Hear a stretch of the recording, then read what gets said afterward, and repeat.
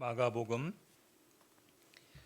16장 19절 20절 하나님의 말씀을 제가 봉독하겠습니다. 주 예수께서 그들에게 말씀하신 뒤에 하늘로 들려 올라가셔서 하나님의 오른쪽에 앉으셨다. 그들은 나가서 곳곳에서 복음을 전파하였다. 주님께서 그들과 함께 일하시고 여러 가지 표상이 뒤따르게 하셔서 말씀을 확증하여 주셨다. 아멘. 마가복음 16장 19절 20절 말씀, 오늘 우리는 마가복음 강해의 마지막 그 본문을 함께 읽었습니다. 마가복음이 예수 그리스도의 승천을 그 마지막으로 기록하고 있다는 것은 우리에게 참으로 의미 있고 또 복된 기록이라 생각합니다. 예수 그리스도께서 메시아 그리스도로서 이 땅에 계시면서 행하신 사역들을 사도신경에서는 크게 두 가지로 고백하고 있죠. 화면을 보시면은 예수 그리스도는 낮아지심의 사역, 비하의 사역을 하셨고, 그리고 예수 그리스도께서는 높아지심의 사역, 승기의 사역을 행하셨습니다. 여러분이 고백하는 사도신경에서 성령으로 잉태하사 동정녀 마리아에게 나시고 본디오 빌라도에게 고난을 받으사 십자가에 죽으시고 장사되심, 여기까지는 바로 예수 그리스도의 낮아지심의 사역이라 말할 수 있고요. 그리고 예수 그리스도는 사흘 만에 죽은 자 가운데서 다시 살아나시고 하늘에 오르사 전능하신 하나님 우편에 앉아 계시다가 산자와 죽은 자를 심판하러 오시리라 하시는 이 고백은 예수 그리스도께서 메시아 그리스도로서 높아지신 사역에 대해서 우리가 고백하고 있는 것이죠. 오늘 마가복음 마지막 그 본문은 사도신경의 표현대로 하자면 하늘에 오르사 전능하신 하나님 우편에 앉아 계시다가 라고 하는 이 고백의 기록이라고 말할 수 있습니다. 또한 우리는 니케아 신경에서 예수 그리스도께서 하늘에 오르셨고 성부 우편에 앉아 계십니다 라고 고백을 했지요. 그렇다면 우리가 이 고백을 할 때 예수님이 하늘에 오르셨다라고 하는 이 고백은 우리에게 무엇을 의미하는 걸까요? 여러분이 하늘에 오르사라고 고백할 때 여러분은 무엇을 믿고 또 어떤 믿음의 내용을 갖고 있는 것인가라는 것을 함께 살펴보려고 합니다. 세 가지를 볼 수 있는데, 첫 번째로 하늘에 오르사 고백하는 것은 예수님의 승천이 과거에 실제로 일어났던 역사적인 사실이다라는 것을 나는 믿습니다. 그리고 그렇게 받아들입니다라는 것을 고백하는 것입니다. 한마디로 예수님의 승천은 그냥 어떤 그 이야기가 아니라 실제 사건이었다라는 것입니다. 신약성경 여러 곳에서는 예수 그리스도께서 부활하신 이후에 40일 동안 제자들과 함께 계셨고 하나님 나라에 대해서 가르치셨으며, 그리고 40일 후에 제자들이 두 눈으로 똑바로 보는 가운데서 감람산에서 승천하셨다라는 사실을 여러 곳에서 기록하고 있습니다. 가령 사도행전 1장 9절을 보시면 그가 그들이 보는 앞에서 들려 올라가시니 구름에 쌓여서 보이지 않게 되었다. 예수 그리스도의 승천은 영적인 현상이 아니에요. 물리적인 현상이라는 겁니다. 그리고 예수 그리스도께서의 승천은 영이 올라간 것이 아니라 육신을 입고 부활하신 그 몸이 하늘로 올라가셨다는 거예요. 그리고 예수 그리스도의 승천은 실제적인 그 하늘이라고 하는 장소에 올라가신 겁니다. 그래서 사도 바울은 이 하늘을 셋째 하늘이라 그래요. 우리가 말하는 지금 우리가 보는 하늘이 첫째 하늘, 그리고 그 위에 우주가 있죠. 둘째 하늘, 그보다 더 높은 장소와 공간으로서 우리는 지금 알 수 없지만 성경이 증언하는 것처럼 셋째 하늘이 있는 겁니다. 예수 그리스도는 몸을 입고 육신으로 부활하셔서 제자들이 보는 가운데 그대로 올라가신 거예요. 그러니까 영적으로 눈에 보이지 않게 그냥 마음속으로 일어난 어떤 그런 민담이 아니라 실제 역사적 사건이었고 실제 물리적 현상이었다라는 것입니다. 하늘에 오르사라고 우리가 고백할 때는 그것을 받아들입니다. 그것을 우리는 우리의 믿음으로 고백합니다라고 말하는 것이라고 볼 수 있죠. 그렇다면 여러분, 예수 그리스도께서는 지금 어디에 계실까요? 두 번째, 그리스도의 승천, 하늘에 오르사라고 고백할 때 담고 있는 의미입니다. 그리스도가 지금 어디 계시겠습니까? 그리스도는 하늘에 계십니다. 하늘에 우리의 유익을 위해서, 두 번째 한번 보여주세요. 그리스도께서는 지금 우리의 유익을 위해서 하늘에 계신다라고 말하고 있습니다. 로마서 8장을 볼까요? 누가 감히 그들을 정죄하겠습니까? 그리스도 예수는 죽으셨지만 오히려 살아나셔서 하나님의 오른쪽에 계시며 우리를 위하여 대신 간구하여 주십니다. 육신으로 부활하시고 그 육신을 입고 승천하신 예수 그리스도께서는 지금 하나님 우편에 계신다, 하늘에 계신다 라고 성경은 증언하고 있죠. 우리를 위해서 대신 간구하여 주시며 하늘에 계신다라고 말하고 있어요. 그 다음에 하늘에 오르사라고 고백할 때 세 번째 우리가 믿는 내용은 이것입니다. 하늘에 오르신 그리스도는 장차 살아있는 자들과 죽은 자들을 심판하러 다시 오신다라는 것입니다. 사도행전 1장을 보실까요? 갈릴리 사람들아 어찌하여 하늘을 쳐다보면서 서 있느냐? 너희를 떠나서 하늘로 올라가신 이 예수는 하늘로 올라가신 것을 너희가 본 그대로 오실 것이다. 그리스도께서 제자들이 보는 가운데 승천하신 것처럼 그리스도께서 다시 오실 것이다 라고 성경은 말씀하고 있죠. 우리가 하늘에 오르사라고 고백할 때는 그 사실을 믿고 받아들인다는 거예요. 마태복음 24장도 말씀하죠. 그때의 인자가 올 징조가 하늘에서 나타날 터인데 그때에는 땅에 있는 모든 민족이 가슴을 치며 인자가 큰 권능과 영광에 쌓여 하늘 구름을 타고 오는 것을 보게 될 것이다. 그러니까 예수님께서 이 땅에 다시 오시게 될 것이다 라는 걸 우리가 믿을 뿐만 아니라 그분께서 오셔서 산자와 죽은 자를 심판하실 것을 우리는 믿고 받아들인다는 것이죠. 그래서 우리가 좀 정리해 보면은 여러분이 하늘에 오르사라고 고백할 때 하이델베르그 교리문답 46문에서는 이것을 이렇게 정리해 주고 있어요. 하늘에 오르사라는 말로 당신은 무엇을 고백합니까? 세 가지를 고백하는 거예요. 그리스도는 제자들이 보는 가운데서 땅에서 하늘로 오르셨다. 이것이 역사적 사실이라는 것을 믿는 것이고, 또한 지금 그리스도께서는 우리의 유익을 위하여 하늘에 계신다라는 것을 믿는 것이고, 또 장차 미래에 살아있는 자들과 죽은 자들을 심판하러 예수 그리스도께서 다시 오실 것이다 라는 것을 믿고 고백한다라는 것이죠.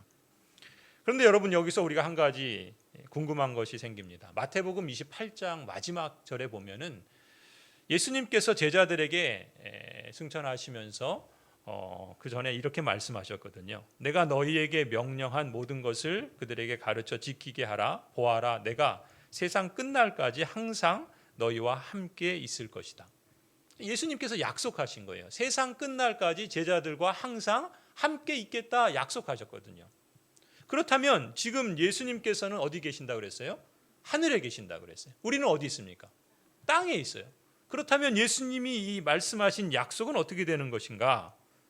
예수 그리스도는 신자인 우리들과 함께 계시지 않는다는 것인가? 예수님의 이 약속은 그냥 공수표인 것인가? 하이델베르그 교리문답 47문을 보면 이것을 이렇게 우리에게 해설해 줍니다. 세상 끝날까지 우리와 함께 있으리라는 그리스도의 약속은 어떻게 됩니까? 답에 이렇게 말하죠. 그리스도는 참 인간이고 참 하나님이십니다. 그는 인성으로는 더 이상 세상에 계시지 않으나 그의 신성과 위엄과 은혜와 성령으로는 잠시도 우리를 떠나지 않습니다. 이 믿음의 내용은 이렇게 해설할 수 있습니다. 그리스도는 우리가 고백하는 것처럼 100% 사람이시고 100% 하나님이신 거예요. 신인이신 거죠. 그러한 그리스도께서는 인성과 신성을 다 갖고 계세요. 인성으로 볼 땐, 즉 사람의 특성으로 볼 때는 하늘에 계시죠. 그렇기 때문에 다른 곳에 계실 수 없어요. 예수님께서 몸을 입고 부활하셔서 그 육신을 입고 그대로 승천하시는 것을 볼 때 예수님이 승천하는 모습을 이렇게 제자들이 봤잖아요. 그러면은 그 인성을 가지신 몸으로서는 거기에 있는 사람들이 본 거예요. 그 시간에 대한민국에 있는 사람들은 예수님이 승천하는 걸 봤겠습니까? 못 봤죠. 왜 못 봤어요? 인성을 가지신, 몸을 가지신 분이기 때문에 그곳에만 계시는 거예요. 그리고 그 옮겨가신다는 것은 실제로 물리적으로 그 몸이 이렇게 점점 올라가면, 하늘로 올라가면 어떻게 됩니까? 보이지 않게 되겠죠. 그렇게 하늘로 올라가셨다는 거예요. 그런 점에서 인성으로서는 지금 어디에 계시냐면 예수 그리스도는 하늘에 계시는 거예요. 셋째 하늘이라고 표현되는 그곳에 계신 것이죠. 그런데 예수 그리스도는 신성을 가지신 하나님이신 거예요. 신성으로 볼 때 우리 하나님의 속성을 배웠었죠. 하나님은 무소부재하시다. 그 무슨 말입니까? 어디에나 계신다. 편재하신다라고 말하고 있어요. 뿐만 아니라 하나님은 무한하시다 그래요. 제한이 없으시고 무한하신, 공간의 제약, 시간의 제약, 어떤 물리적인 제한에도 한계가 있는 분이 아니라 무한하신 하나님이시다. 그러니까 예수 그리스도께서 인성으로서는 하늘에 계시지만 그러나 신성을 가지신 참 하나님으로서는 잠시도 우리를 떠나지 않고 함께 계신다는 거예요. 그래서 그의 신성과 위엄과 은혜와 성령으로는 잠시도 우리를 떠나지 않으신다. 그 육신은, 그 인성을 입으신 그리스도는 하늘에 계시지만 그의 신성으로서는 잠시도 하나님의 택하신 백성과 떠나 계시지 않는다는 것입니다. 그의 신성이 우리와 함께 계실 뿐만 아니라 그의 위엄이 우리와 함께 있고 또한 그의 은혜가 잠시도 우리에게서 떠나지 않으며 또한 예수 그리스도의 영이신 성령 하나님께서 우리에게 보내주셔서 우리 안에 임재하시고 우리와 함께 계시며 우리를 떠나지 않으신다. 그래서 예수 그리스도의 마태복음 28장의 그 약속은 내가 세상 끝날까지 항상 너희와 함께 있을 것이다 라고 하는 것은 그리스도의 신성으로서 우리에게 약속하시고 그 약속은 지금도 유효하고 그래서 그리스도께서는 신성으로서, 위엄으로서, 은혜로서 또한 성령으로서 여러분과 잠시도 떠나지 않는 그러한 하나님이신 줄 믿습니다. 끝으로 우리가 예수 그리스도의 승천에 대해서 믿고 고백할 때 그렇다면 그리스도의 승천을 믿고 그것을 고백하는 성도들에게는 어떤 유익이 있는가라는 점이죠. 하이델베르그 교리문답 49문을 보면은 이렇게 질문합니다. 그리스도께서 하늘에 오르심은 우리에게 어떤 유익을 줍니까? 세 가지 유익이 있어요. 그리스도께서 승천하셨다, 그리스도께서 하늘에 오르셨다라고 하는 그 사실이 그것을 믿고 고백하는 우리들에게 세 가지 유익을 준다는 거예요. 첫 번째는 그리스도는 우리의 대언자로서 하늘에서 우리를 위해 그의 아버지 앞에서 간구하십니다. 첫 번째 유익은 중보의 유익이에요. 그리스도께서는 우리의 대언자로서 하나님 앞에 계십니다. 성부 하나님 앞에. 그래서 성부 하나님 앞에서 우리를 위해서 대언해 주시는 거예요. 간구해 주시는 겁니다. 중보적인 역할을 감당해 주시는 거예요. 그래서 로마서 8장 앞서 우리가 보았던 34절 보시면 누가 감히 그들을 정죄하겠습니까? 그리스도 예수는 죽으셨지만 오히려 살아나셔서 하나님의 오른쪽에 계시며 우리를 위하여 대신 간구하여 주십니다. 인성을 입으신 그리스도께서 부활하신 몸으로 하늘에 계시며 하나님 보좌 우편에 계시면서 거기서 무엇을 하시는가? 이 땅에서 대제사장으로서 우리의 속죄를 위해서 십자가에서 죽으셨던 그리스도는 부활하신 몸으로 하늘에 계시면서도 여전히 우리를 위한 대제사장으로서의 역할을 지금도 행하고 계신다는 거예요. 그것이 어떤 방식으로 표현되냐면 우리를 위해서 기도해 주시는 거예요.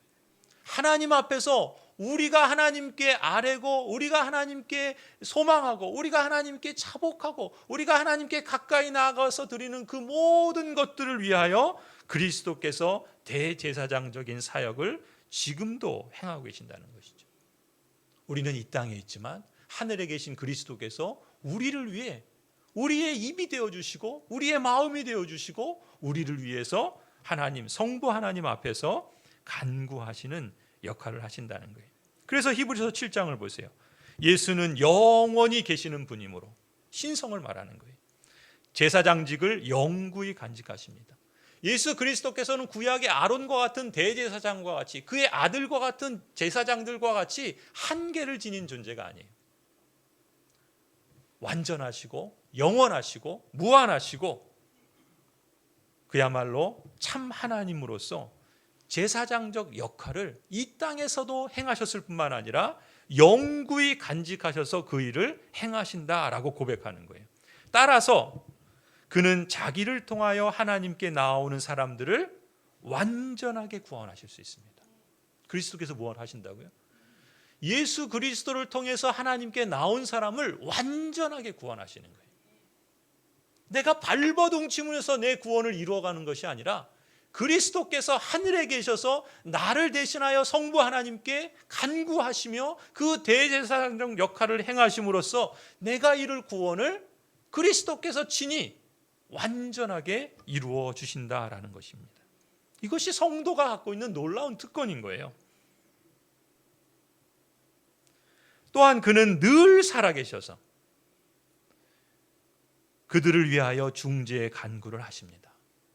그리스도께서는 늘 살아계시기 때문에 그리스도께 연결되어 있는, 그리스도께 접붙여져 있는, 그리스도 안에서 예수 그리스도와 연결되어 있는 성도는 늘 살아있는 거예요. 그래서 살아서 믿는 자는 죽지 않는 거예요.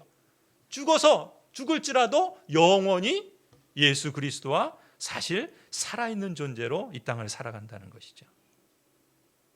예수님은 영원한 대제사장으로서 하나님께 나오는 사람들을 완전하게 구원하시기 위해서 늘 살아계셔서 지금도 여러분을 위해서 간구하시며 그 놀라운 대제사장적 사역을 이루시는 줄을 믿으시기 바랍니다.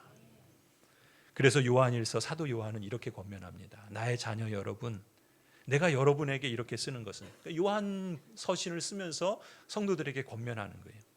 여러분으로 하여금 죄를 짓지 않도록 하려는 것입니다. 누가 죄를 짓더라도 아버지 앞에서 변호해 주시는 분이 우리에게 계시는데 곧 의로우신 예수 그리스도이십니다.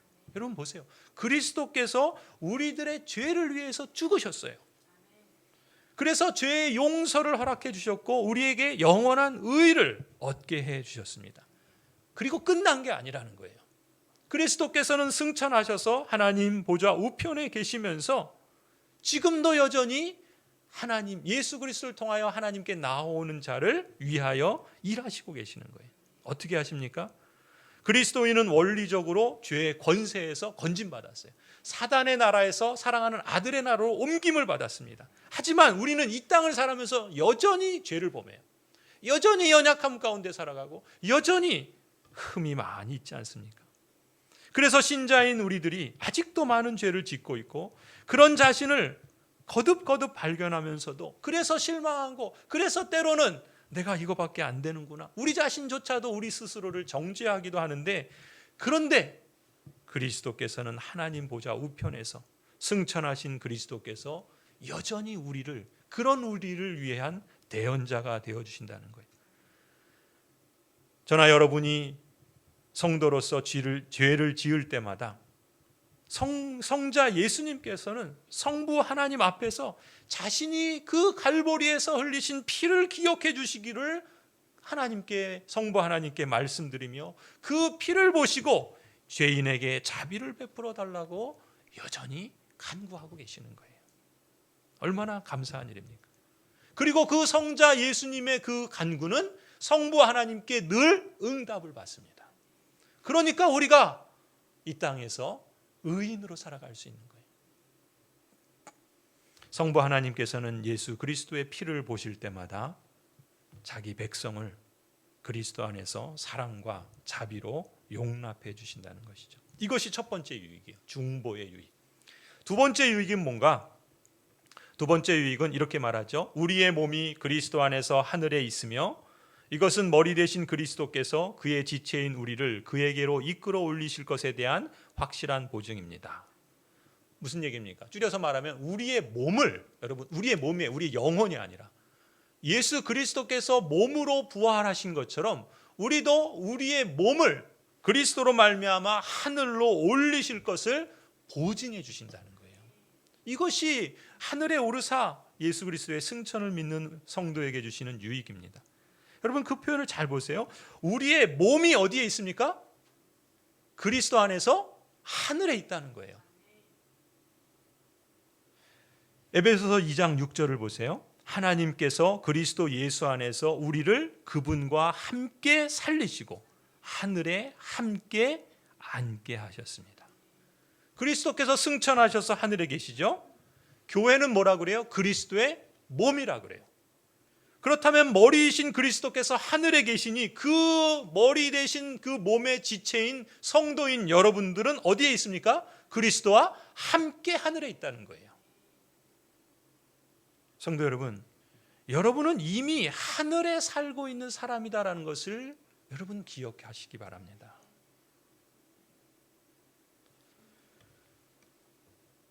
이것은 머리 대신 그리스도께서 그의 지체인 우리를 그에게로 이끌어 올리실 것에 대한 확실한 보증입니다.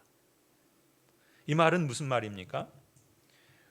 우리의 신분은 지금 하늘에 속해 있고 또한 장차 이제 여전히 우리가 이 땅을 살아가고 있지만 우리의 신분은 하늘에 속해 있을 뿐만 아니라 하나님 나라의 그 백성으로서 사실 살아가고 있다는 거예요. 그래서 여러분 지난번 우리 오늘 오후 예배 때도 다시 한번 말씀을 드리겠지만 우리의 존재와 우리의 삶은 이 땅을 살아가지만 어디에 있습니까? 하늘에 속한 사람이에요. 그래서 제가 우리 그리스도인의 역사관을 말하면서 그 하늘에 거꾸로 매달려 있는 그 펜싱하는 그림을 보여드린 적이 있는데 그거예요. 그러니까 우리는 실제로 하늘에 속한 사람으로 이 땅을 지금 살아가고 있다는 거예요.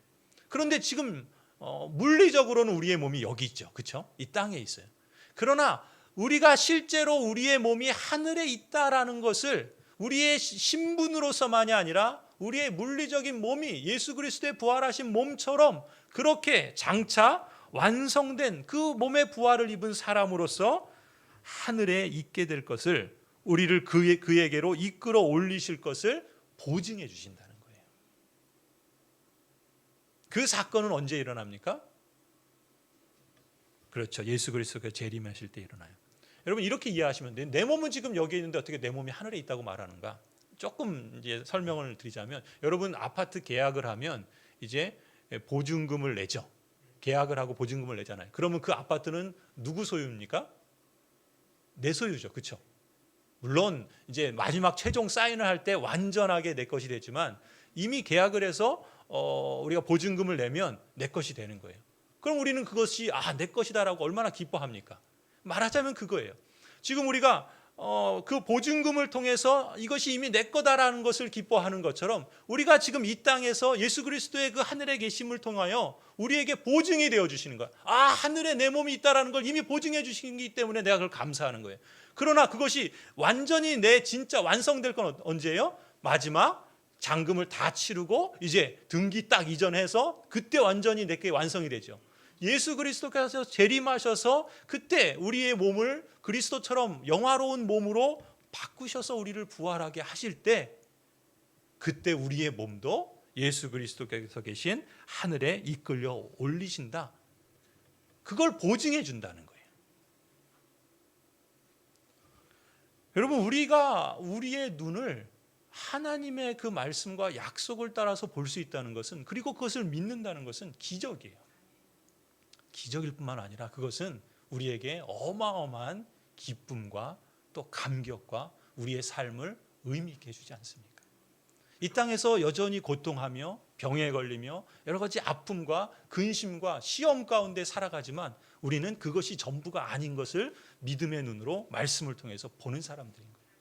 그래서 그 기쁨을 이 땅에서 우리가 실감하면서 살아가는 거예요. 물론 고통도 있어요. 아픔도 있습니다. 그러나 우리가 이미 선취한 그 하나님 나라의 생명의 보증을 가진 사람으로서 아파트를 계약만 해도 기쁨 가운데 살아가는데 그 하늘의 영광의 그 나라를 소유한 사람으로서의 기쁨은 얼마나 더 크고 영광스럽겠습니까?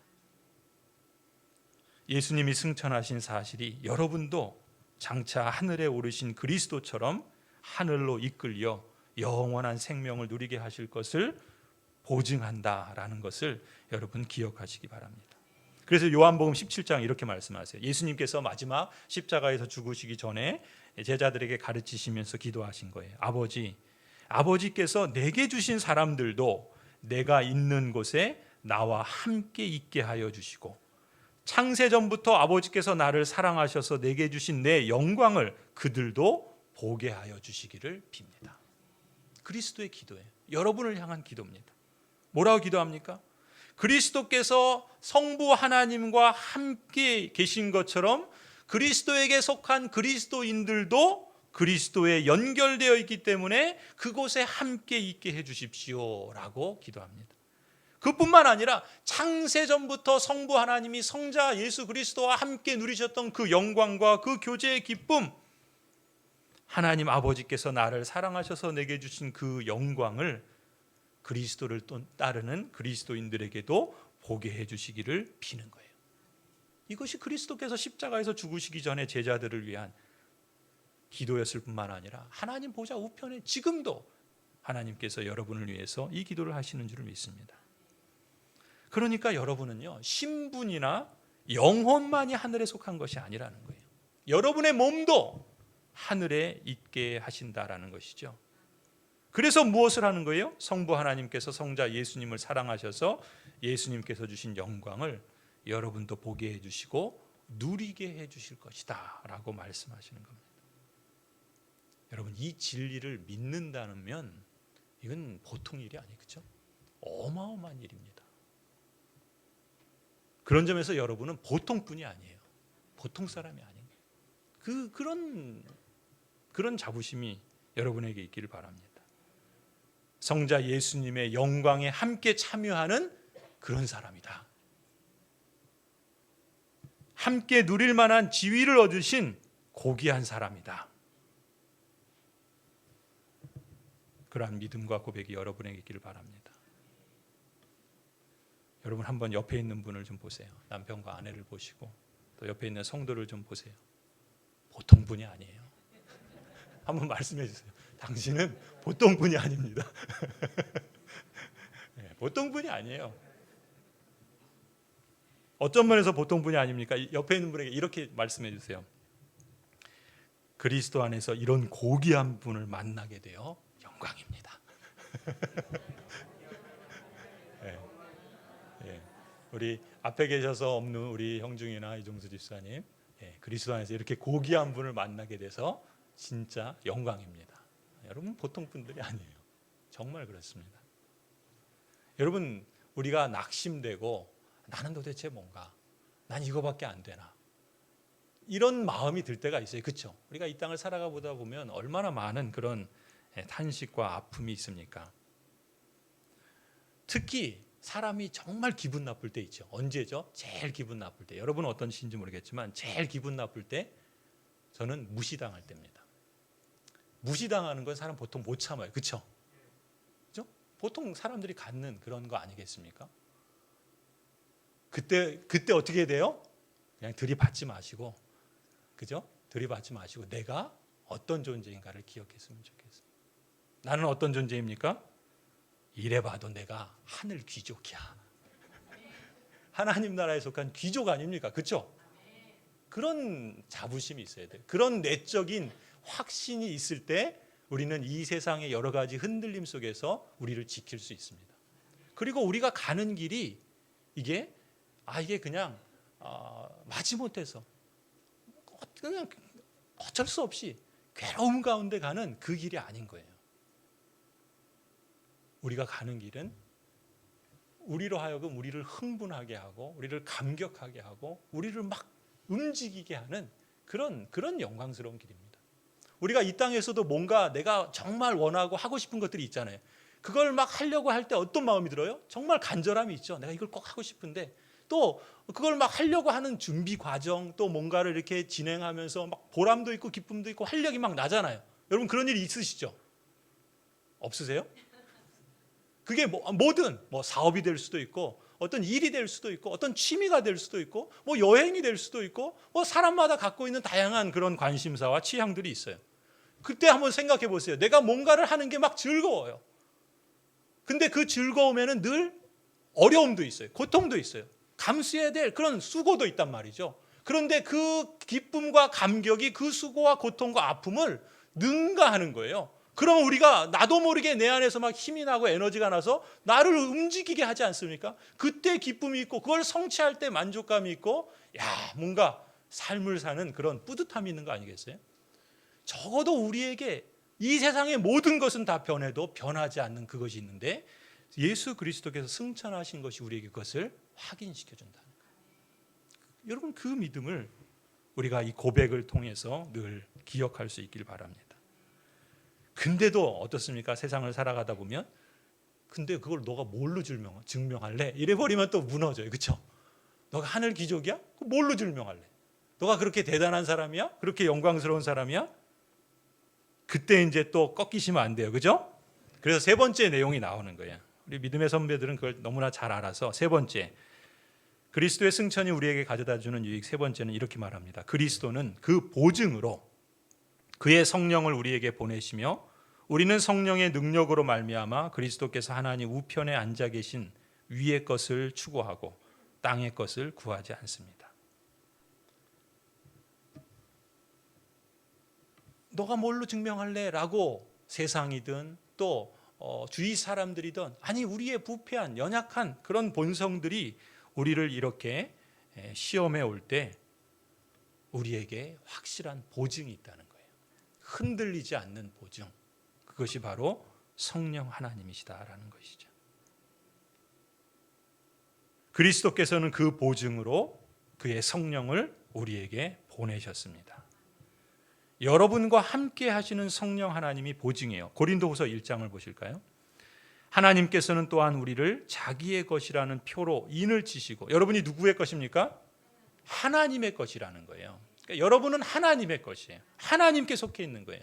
그 속한 그 존재가 얼마나 크고 위대한가라는 것이 나를 규정해 주는 거예요.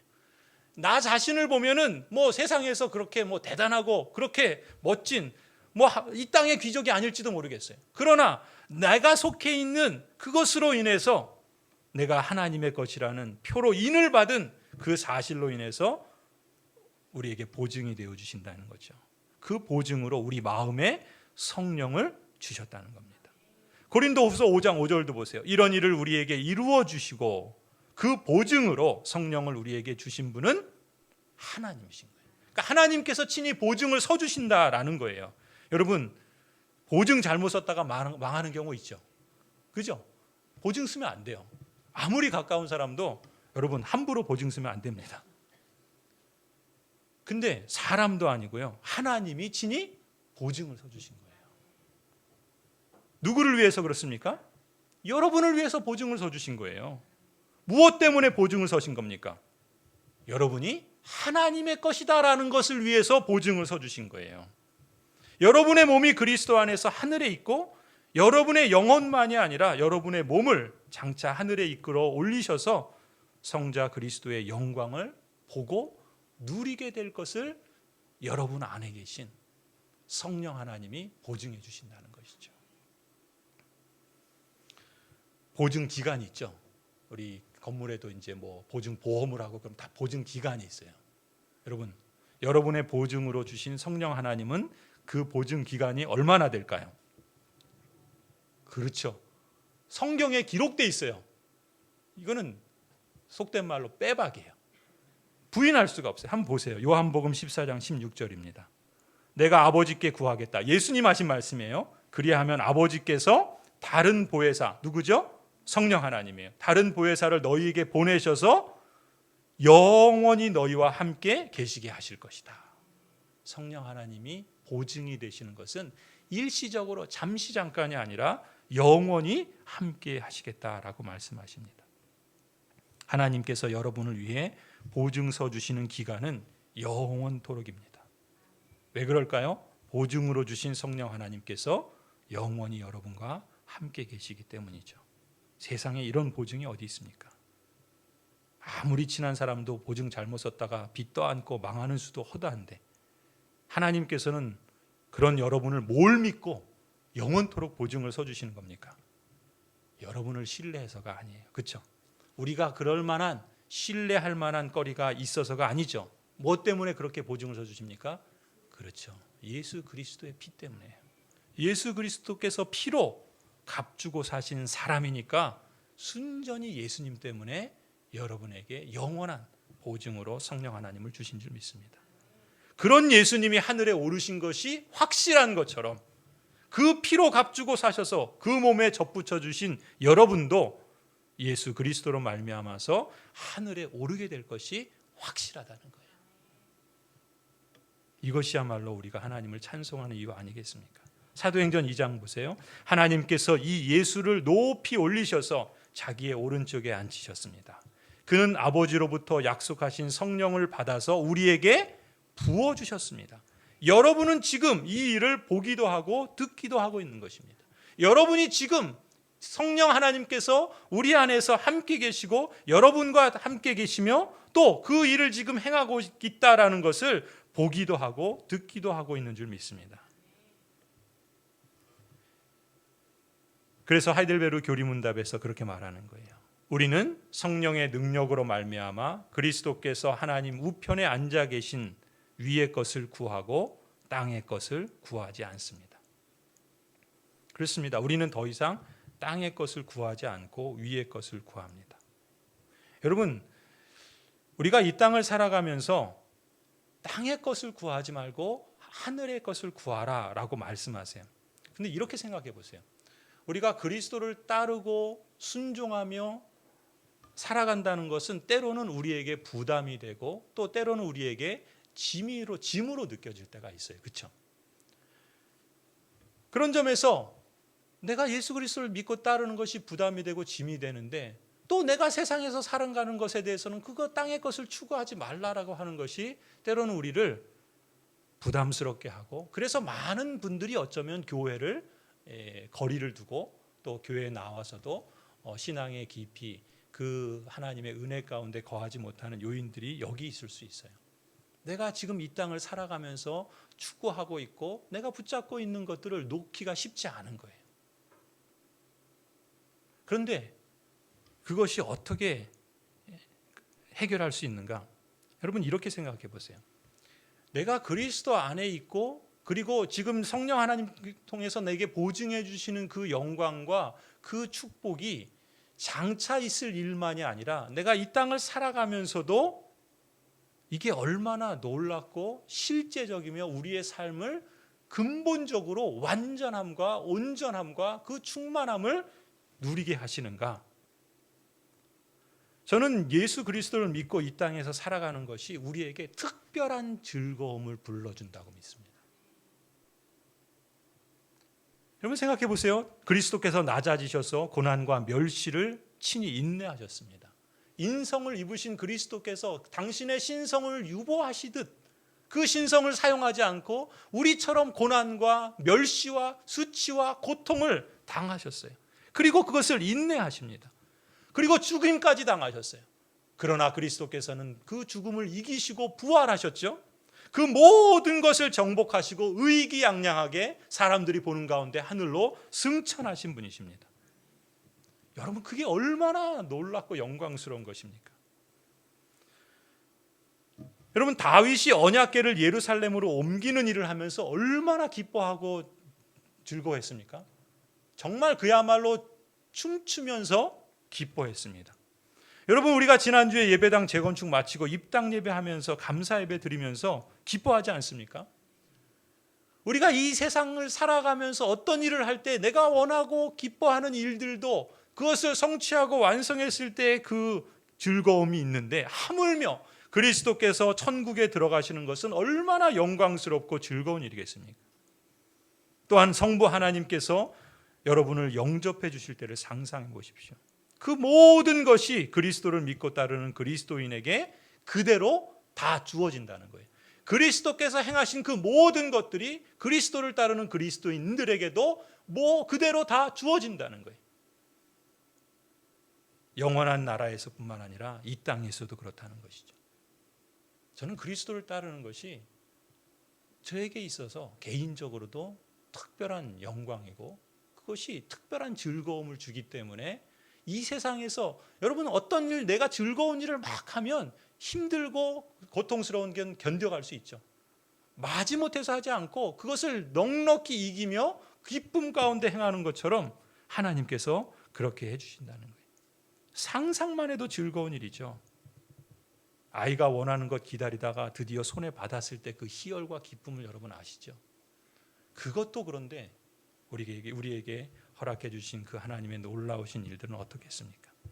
성도 여러분, 예수 그리스도의 승천은 성도인 여러분으로 하여금 삶의 목표를 하늘 위의 것들에 두게 하시는 유익을 줍니다.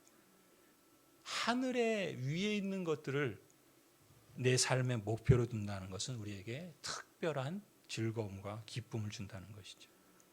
성도로서 여러분은 죄를 미워하고 죄에서 떠나서 도망가고 우리 영혼의 원수인 죄와 맞서 싸워서 인내하는 법을 배워갈 것입니다. 결코 쉽지만은 않을 수 있어요. 그러나 그것뿐만이 아니에요. 골로새서 3장에 말씀하시는 것처럼 위에 있는 것을 추구하십시오. 거기에는 그리스도께서 하나님의 오른쪽에 앉아 계십니다. 무슨 말입니까? 위에 있는 것을 추구한다는 것이 얼마나 특별한 즐거움과 기쁨과 희열을 우리에게 가져다 주는가. 하나님 우편에 앉아 계시는 그 영광과 그 놀라운 위엄을 우리에게 맛보게 해주신다는 거예요. 성도 여러분, 여러분 누구십니까? 빌립보서 3장 말씀에 기초해서 이런 자부심을 가지시기 바랍니다. 여러분의 시민권은 하늘에 있습니다. 하늘로부터 구주로 다시 오실 주 예수 그리스도를 기다리는 소망의 사람들이 바로 여러분입니다. 다시 오실 구주 예수 그리스도를 기다리는 여러분에게 평강의 하나님께서는 이 땅의 삶의 여정 속에서도 친히 때마다 일마다 여러분에게 평강 주시기를 간절히 축원합니다. 기도하시죠.